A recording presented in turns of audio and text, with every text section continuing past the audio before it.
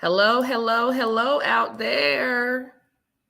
It's your favorite fundraiser, your girl, Kia Kroon, the founder and host of the Black Fundraisers podcast. Your favorite fundraiser and your favorite podcast. I'm going to say that. I am. I'm going to say that. And I'm just dropping in. This is an impromptu, but nonetheless a momentous occasion. Why? Because July 3rd is National Crown Act Day. And I have a special guest that's joining me for this special edition. Okay, where we're going to crown all the kings and queens. We're going to crown them all in this 20-30 minute segment that we're going to spend together. And we invite you to participate, just go along this journey with us as we talk about the Crown Act, as we talk about the lived experiences of Black men and women with hair discrimination, and why, if you are an avowed champion for DEI or inclusion, why this is a matter, why this matters. Why the topic of hair discrimination, why the Crown Act should be a part of your nomenclature when we talk about inclusion for everybody. Because I'm a proponent, a firm believer that when Black people, Black men and women, began to have more lived in experiences with inclusion, I believe that that will trickle down and expand to everybody, right? But we can't have the conversation about inclusion and equity and not talk about the lived experiences that brothers and sisters are having across the country working inside of these organizations. And I don't care if we're talking about, a small shop to multinational corporations. You know me, if you follow me on LinkedIn or any platforms, I'm very vocal. I'm very, active about my lived experience and those of other people of color. And I encounter women, men alike, mostly women. And we're talking C-suite executives. We're talking, like boss chicks, like folks that are, really, really doing it, rocking it. And some of them are working inside of corporations where they dare not express themselves, right, with regard to their hair. I've encountered women that are seasoned executives that have been reluctant to get box braids because they feel tremendous pressure to assimilate into their workplace cultures. I've seen brothers cut their locks. I've seen sisters. I'm not even gonna get into it, y'all. It's a real issue. And I got my home skillet on here with me, Miss Naima McAuliffe. She is the CEO of Story Inside You. She's a home skillet, a Cali girl like me. And I just want to welcome you, sister. How are you, doll? It is amazing to be with you today and to be talking about this very important act, the Crown Act, and happy Crown Day to you. Yes, happy Crown Day. Happy Crown Day. Yes, yes. Yeah, so it is just a blessing to be with you. It's a blessing to be talking about this important act. If y'all don't know, the Crown Act stands for Creating a Respectful and Open World for Natural Hair. And, me being a Crown Act advocate, I'm just going to share a little bit about it so everybody can fully be informed of why this act is so important. So, started out in 2019 with Senator Holly J. Mitchell. Thank you, Holly J. Mitchell, for your Thank you. champion, the pioneer for this, and paving the way for us all to be able to have the right and liberty to show up as ourselves, not only Yes. but in the workplace and everywhere, right?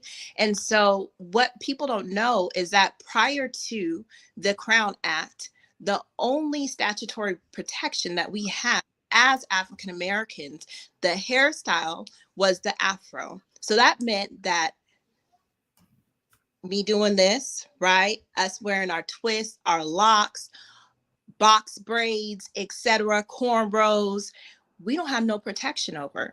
So without the Crown Act being passed and enacted, right, in every state, little Black girls, Black boys, grown men, grown women, we do not have protection to be ourselves. That means that we can be rescinded from jobs, not get job opportunities, children be expelled from schools, not be able to walk their own graduations, which we have seen, right? Being Yes, we have. our our little girls and boys' hairs have been cut, right?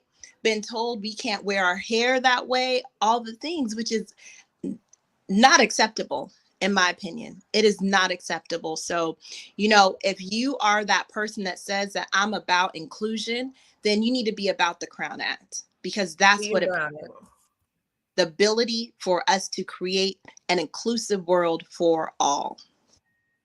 Agreed, agreed. And as you were talking, like my eyes teared up a little bit because I don't remember what year it was, but I mean, there was a wrestler. I can't remember what state he was in. He was a high school wrestler, and I remember he was doing a match. And And right before he went in, do you remember when they cut? There were people that cut his. They said that he wouldn't have been able to yep, participate in yep, this match with yep. his locks, and he literally had to cut his hair. Like, how humiliating was that? How denigrating was that? I mean, and the fact that this happened like within the last 5-6 years is like it's just heartbreaking. It's Yeah, heartbreaking. yeah, yeah. It is. It absolutely breaks my heart. But the fact is that this is happening every day. And for me, what is not acceptable is the fact that this act is not law in every state. Yeah. Now we're in 18 states, with Texas being the newest one. So, Yeah, how about that? right? But until this law is passed by the US Senate, which makes it law in every state, this means that each state has option, the option to make this a law in their state. And we know states like Florida, that's not going to happen. So we need everybody to rally around the Crown Act, to get involved in this movement, to stand up for each other, because we have to. We have to.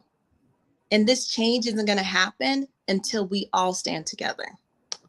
That's right. That's right. So one thing that I want to celebrate is the fact that I see more and more Black women that are embracing, their creative expression, their natural hair. I'm seeing more news anchors. I'm And, seeing more attorneys. I'm seeing more just on air personalities.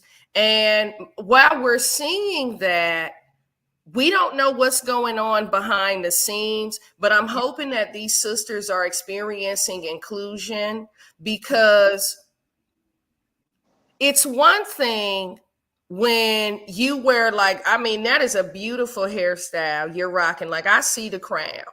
Okay, it's there, right? It's one thing when you say, okay, I'm going to do me. I'm going to wear my hair like this. I'm going to wear, my Nubian knots, or Senegalese twist, or cornrows, or, locks, whatever you're going to wear. And you do that, right? And it's one thing to make that decision and walk in that. mm-hmm. But for a lot of us, there are consequences for that, right? Mm-hmm. That people don't necessarily talk about, whether it's exclusionary behavior that you experience. Like, let's be clear, me being able to wear my hair the way that I want to wear my hair, my choice, right? But what is the quality of my lived experience in my workplace? Am I an outsider? You know, do I have a target on me? Am I them? Am I militant? You Yeah. know, am I labeled as pro black or anti this or anti that? Like, the question behind that is, am I feeling some consequences as a result of my choices, or am I really truly experiencing lived in inclusion where Yeah. I feel as though my uniqueness is accepted and valued? Yeah. Yeah. That's real. And that's a great point. And I love that you brought that up because that's so true. I mean, even just thinking about my own experience, I remember the many of days that I would show up to a job interview and straighten my hair because that's what I thought and was taught and was modeled for me to be professional. Right. And I remember the day when I said, no, I'm not doing that no more. Because you know what? However, I'm going to show up, I'm going to show up as myself. And me wearing my hair natural and whatever way I decided to was me showing up as me. And whatever environment I'm going to be in, I'm going to be myself. So I think that, and again, I love that you brought that up because that's what so many of us have experienced. It's like we have to decide just for a job interview, am I going to wear my hair natural or am I going to wear it straight? And have that, like, what, like the fact that that's even a A conversation. thing. Okay, a A thing. thing. Insane. But it is because that's part of our experience as Black women, right? As Black men, we have to make that distinction and weigh the pros and the cons of, like, okay, if I wear my locks to this interview, are they going to see me as, like you said, militant, right? Are they going to see me as XYZ, or are they going to see me for the human being that I am, the skills, right, and the talents that I bring into this space? So yeah, that's real.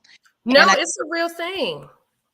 it's a real thing. And that's again why the Crown Act is so important. And that's again why we're coming together celebrating Crown Day, because it allows us the space and the room and the liberty, right, to just be our own dang beautiful selves. To be your own beautiful self. And here's the part that gives me some churn in my gut, right? When I think about it, Yeah. we just gonna be real. Yeah. Black hair is beautiful. Yeah. It's resilient. Yeah. We can do things to our hair. Like, there's this undescribable, I don't even really have the words to articulate right now to describe what I see as like this correlation between our lived experience in this country and our hair, Mm, right? You can straighten it, yep. it's gonna revert. Yeah. You understand what I'm saying? I don't care what chemical you put on it, Mm-hmm. it's gonna revert. You better apply that chemical Johnny on the spot on time, because it's gonna revert Yeah. to its natural state. Yeah. You understand what I'm saying? It's like, hello, I'm here to stay. Mm-hmm. I'm here to stay.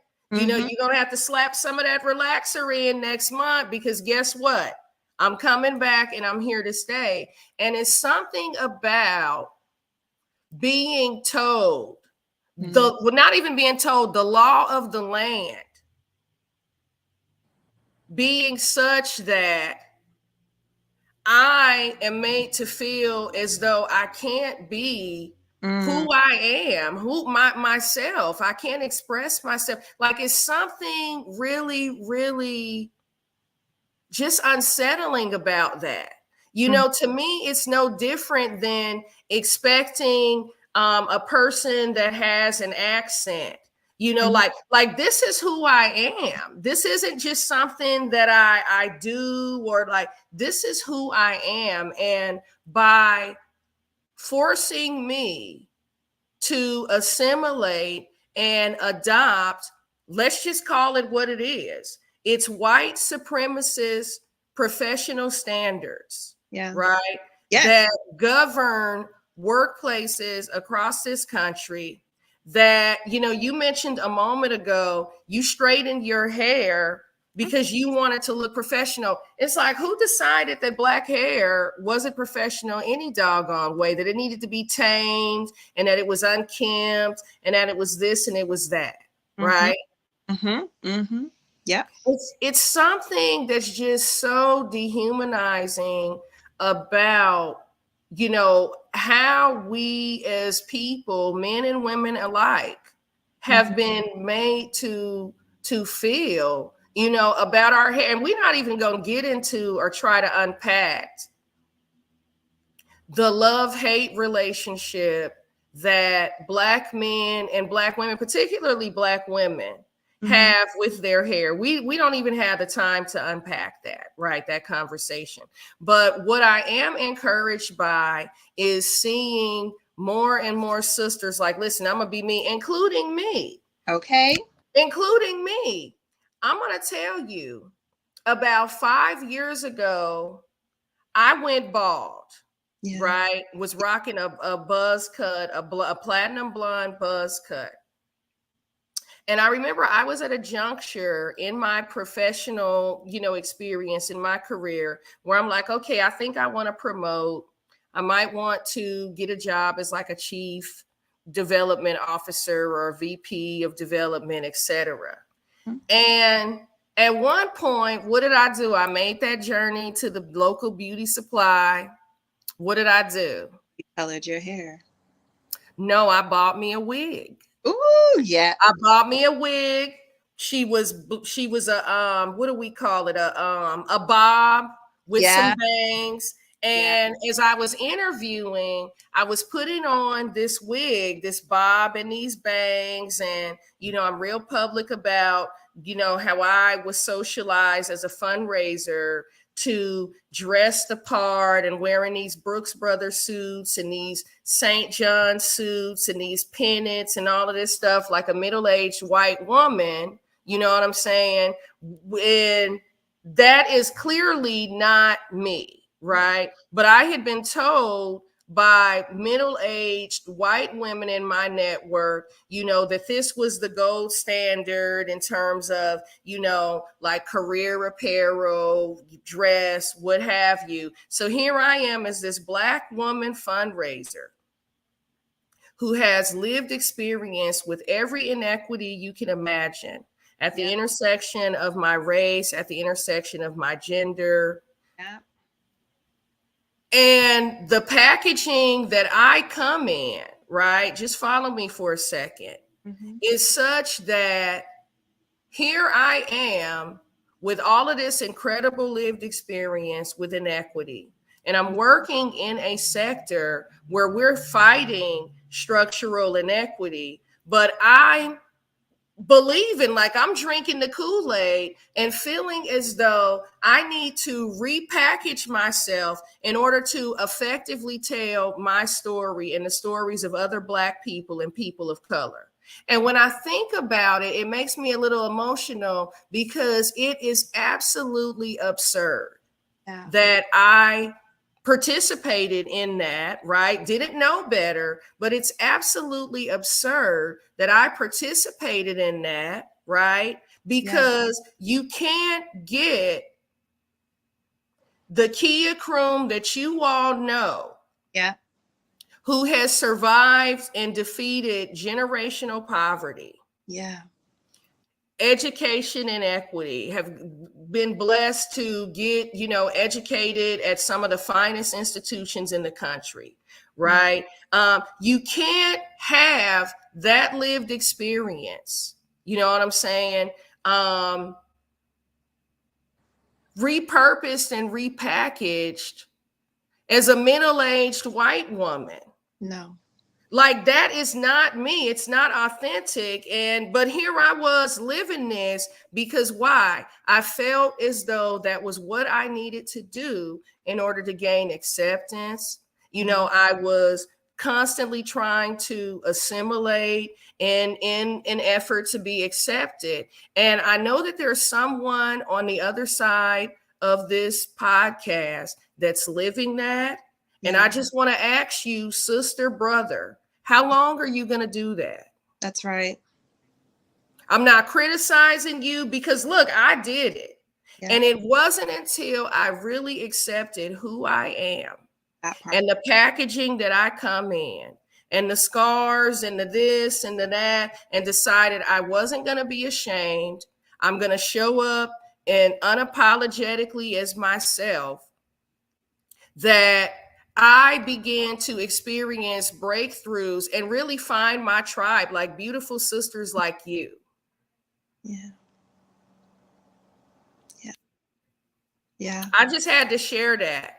Glad you did. Thank you for your vulnerability and sharing your story, because I know that it blessed not just one person out there, but several people out there who, like you said, experience the same thing or have experienced the same thing. And they're just like at that space is like, okay, but what do I do? And I love that you mentioned, the journey to you showing up and feeling the confidence to show up as you was a self-care journey. Because you know me, I will talk about some self-care all day long, Yes, you will. I love it. all about it. But it's so true. And so just want to just add on to that for the listeners is the more that you accept yourself, like, because your hair journey, in my opinion, it's a liberation journey. The more I decided to just be me and wear my hair how God designed it, right? How I show earth, the more liberated I become in who I was as Naima. Right. And so I just want to invite you, as my sisters, my brothers out there, is to go on your liberation journey. Do you, be you, because you are beautiful just as you are. And that kind of brings me to my next thing, which is my book. Actually, I was Yes. Yes. yes. So, in alignment with this conversation, I co authored a book with my daughter, and now she's 7. But we started writing this book 2 years ago, and it's called My Crown, My Way. And once about the Crown Act, I knew like there was just something that leaped inside of me that said, I need to do something about this. Like, this is not okay. People need to know about this. We got to do something. And so, my something was writing a children's book. And in this children's book, it's a story in honor of the Crown Act. It shares our lived experiences, and it highlights the importance of the act itself and the fact that we can do something about it, right? And it also celebrates cultural diversity, because the goal and intention is for us all to live in an inclusive world, right? Where everyone can show up and be themselves, and we can celebrate the beauty of Black hair and have healthy conversations around it. Because, what we know is that people fear what they don't understand, right? Yeah. And so our children's book is meant to open up and create that safe space for those conversations, not just at home, but also in the schools and the educational systems and even in the workplace. And, me, I went one step further. I'm like, okay, it's not just about writing this book and sharing our stories and our lived experiences, but I want to help be the change also in the school system. So we Mm-hmm. 8 through 5 curriculum for Yes. our teachers to accompany this book to teach these lessons about cultural diversity, to bring diversity and equity inclusion into the school system. So I'm excited. Right now, you can go to naima.com, click on My Crown, My Way book to get your pre-order, your pre-sales. We're going to be doing a book tour starting in October, but I'll be sharing the journey along the way. And I want to hear from you. Like, just like I'm so grateful, Kia, that you open up this space for us to have this conversation. Please email me, DM me. I want to hear your story, because your story matters. It absolutely matters. And there's something about what I want people to understand is we're talking about liberation. We're talking about setting some people free. Yes. We're talking about setting people free. Yes. Having to I mean, I'm trying. I'm not finna shed a tear and roll my little eyelash strips off. I'm not gonna do it. I'm All not right. gonna do it. I'm not gonna do it. But what I'm gonna say is there Mhm. are people that are not free, that are Yeah. not experiencing lived in inclusion where they work, where they attend school, Yeah. right? Yep. Where they socialize, what Yeah. have you, right? And this work that you're doing, you and Mhm. your lovely daughter, Mhm. right, by authoring a book that shows a young Black girl Yeah. or young Black boy or both, right, how to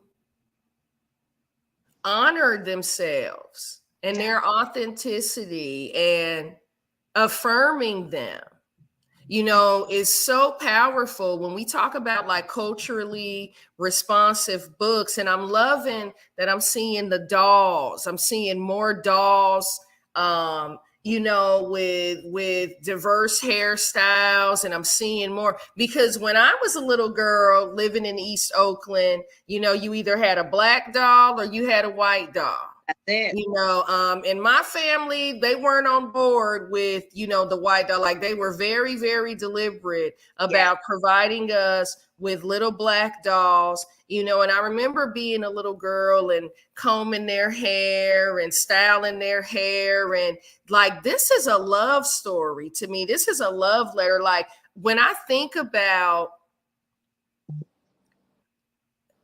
how much enjoyment I used to get as a little Black girl of taking care of my little Cabbage Patch dolls. And those of you that know me know, one day I had messed with my mama's Jerry curl activator and called myself giving one of you remember they had the Cabbage Patch Kids, they had the corn silk that Yes. had the straight hair, and then they had the ones with like the yarn hair. So I knew wasn't nothing happening with that yarn hair, Yes. right?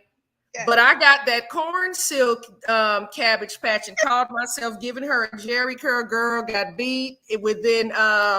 Listen, Mama had used her last little $5 to go get that Jerry curl kit.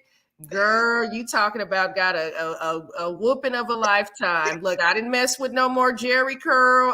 Girl, I had her Jerry curl activator kit. I used all her setting lotion because I'm in there styling my baby doll's hair, right? Yes. I know that I digress, but what I'm saying is like a little Black girl's relationship and the ability to embrace her hair journey and know that she's beautiful and know that it's unique and to know that she doesn't necessarily need to look like somebody else to gain acceptance or to access opportunities or to just exist. This Yeah. is a pivotal part of the journey, and I applaud you and your baby girl for being so thoughtful and giving that love letter to little Black girls across this country Mm. because it is needed in a country where we're taught, where we're socialized to believe that everything but who we are is what's in vogue. Well, unless it's on somebody else, right? The Yeah. lips, the hips, Right. it's in vogue Right. as long as it's on It's, somebody else, right? mm-hmm. No, Yeah. no. How about no? How Exactly. about it's in vogue because Yeah. it's on me? That's right. That's right. That's right. That's right. And thank you. Thank you so much, sis. I appreciate you. Thank you for witnessing me. Thank you for acknowledging the journey. And it really is a love letter, a love letter. And um, just a man, it's truly just something from the heart. This book is it's when I think about legacy, right? And when I think about Mhm. I want to be known for, and I want to be known for this.